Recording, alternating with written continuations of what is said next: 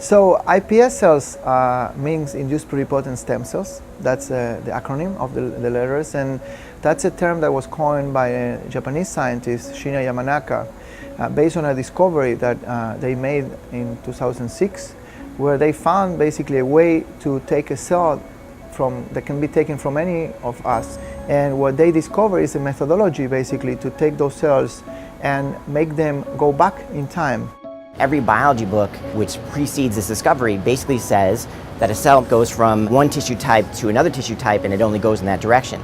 In this new age of reprogramming, cells can actually go in reverse, so that somatic cell becomes much more like an embryonic or primordial cell, and it has this enhanced capability to then produce all of the tissue types in the body. That basically then means we take proteins called growth factors that we supplement in the media, the food the cells are bathed in, and then when the cell makes a cell fate decision to differentiate, we change that media to coax the next cell fate decision. And in sequence, many times over, one can take a cell from the starting point, like an early embryo, all the way up to quite a differentiated lineage, such as lung or liver or blood.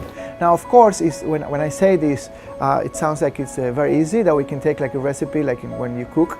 The reality is that it takes several days of many changes of media, and these cells are very sensitive, these pluripotent stem cells, so if the conditions are not perfect, these cells will, for instance, spontaneously differentiate. So we know that these pluripotent stem cells resemble these embryonic stem cells, and the embryonic stem cell during development will become a lung, a liver, a heart, a gut, and what we try to do is to learn from the embryo.